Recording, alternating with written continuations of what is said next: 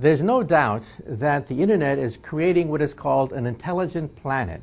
That is, the skin of the planet Earth is becoming a network by which intelligent creatures communicate with each other. But that's just the first step. Some people think that the next step in the coming decades is not going to be the internet, it's going to be BrainNet. Because we're at the point now where we can actually connect computers to the living mind. In fact, I was just at Berkeley a few weeks ago where I had a demonstration of this. We can actually create videos of your thoughts. These videos are not perfectly accurate, but I saw a demonstration at a laboratory at Berkeley where you can actually see in a video screen what people are thinking. So with electrodes perhaps, or EEG sensors in a helmet connected to our brain, perhaps one day we'll be able to have brain-to-brain communication. And that gives us the possibility of BrainNet. In fact, some of the leading neurologists doing these experiments have seriously proposed a BrainNet whereby you would exchange not just information like typing, but also emotions, feelings, because these are also part of the fabric of our thoughts. And then what comes beyond that? Well, of course, beyond that is science fiction.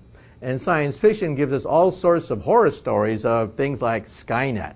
Maybe one day the internet will become sentient.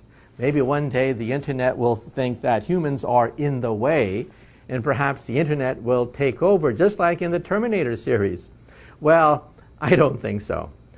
The internet is simply a way in which minds can communicate with other minds. We see no self-awareness in the internet. Now, some people say, well, what about some kind of collective consciousness that arises by an emergent phenomenon? Well, that's a lot of gobbledygook. That's a lot of nice words. Maybe, maybe not. But it's pure speculation at the present time. Even in the laboratory, with our finest instruments and the latest developments in artificial intelligence, we cannot make a computer become self-aware. You realize that one of our most advanced computers was the IBM computer Watson, which defeated two humans on the program Jeopardy! At that point, many pundits said, oh my God, the end is near. The robots are going to put us in zoos. They're going to throw peanuts at us, make us dance behind bars when they take over, just like we make bears dance behind bars today. Well, just remember that Watson, no matter how fast it is, was so stupid you couldn't congratulate it. You can't go up to Watson, slap its transistors and say, good boy, you just beat two humans on Jeopardy, you made history, let's drink to it. You see, Watson is an adding machine, a very sophisticated adding machine. It adds billions of times faster than the human brain, but that's all it is. It's what is called an expert system.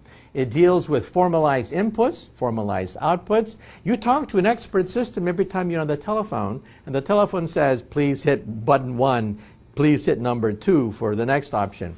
That's called an expert system. It's basically a sophisticated adding machine that sounds like it's thinking, but it's not.